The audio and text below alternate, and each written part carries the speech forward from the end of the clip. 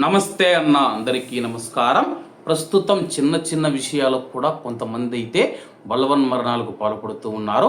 తాజాగా ఖమ్మం జిల్లా కొత్తగూడెంలో దారుణం చోటు చేసుకుంది.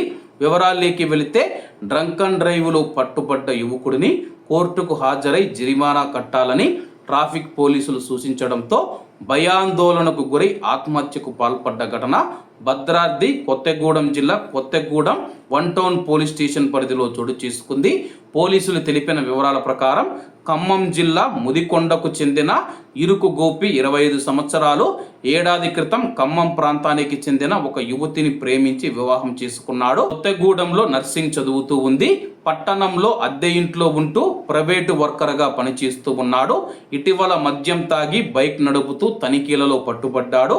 ఈ నెల 19వ తేదీన పోలీసులు అతనికి ఫోన్ చేసి డ్రంక్ అండ్ డ్రైవ్ కేసుకు సంబంధించి కోర్టుకు హాజరయ్యి జరిమానా కట్టాలని చెప్పారు.